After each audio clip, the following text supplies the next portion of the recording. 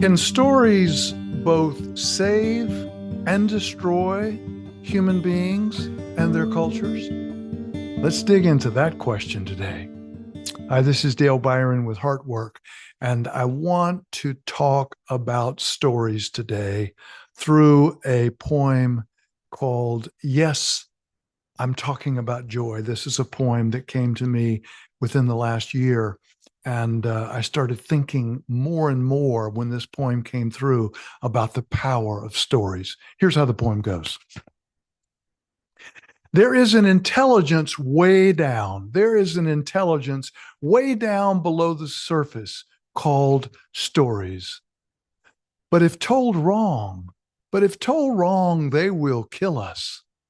The best stories take us down and under the typical storyline where monsters are our friends, into the cracks where the beautiful weed seeds live, just waiting for 1,000 years to rise up in a robust, rigorous, retaliating thrivership.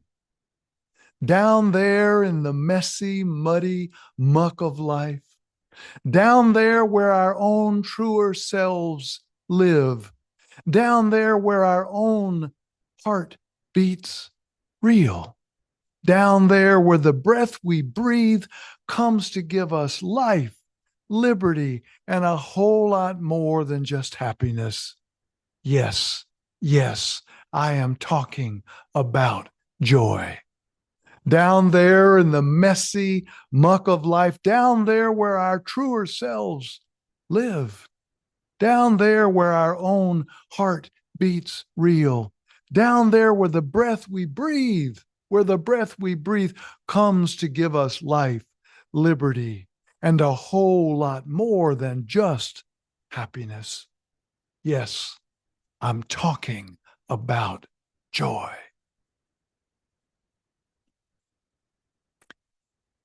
You know, stories, because we are social animals, we are social primates. And because of that, the stories we tell ourselves individually, and of course, the collective stories we tell ourselves as groups, as whole cultures, has so much to do with whether or not we are in difficult, destructive times, or whether or not we are thriving as a species. And of course, we're in difficult, destructive times, as we know. Um, some of those destructive stories, of course, have to do with human exceptionalism, with feeling that human stories, that humans are separate from Mother Earth, that somehow humans should dominate Earth, should be in control of Mother Earth and not weaved in together. I am so enamored, I am so drawn, I am so loving stories that begin to tell us how we can weave our human selves, our human animals, our beings into the web of life and not set ourselves against it, destructively set ourselves against it. As I was preparing for this podcast, I was looking at a quote that I thought was kind of interesting. It says, "How much better off would the world be if our self delusions were not so damn convincing?" Ah, yes, yes.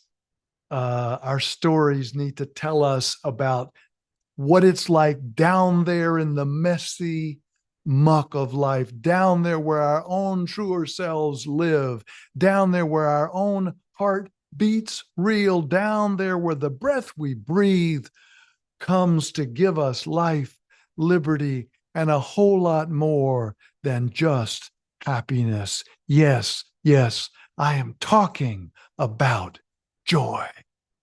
I'm talking about joy. Stories are so critical. That's why I love poems that tell stories that help us rise up, that help us move beyond this notion, such a destructive notion that somehow human beings are set against life, set against the world, and that Mother Earth would be better off without human beings. I can see why that kind of story is compelling, but is so defeating.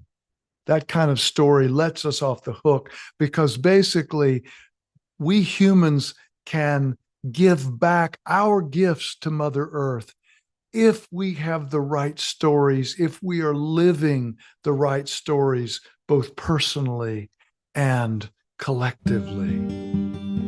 That's what we're called to do. Thank you so much for your listening ear. Until next time and next poem, take good care of yourself, and if you can, someone else.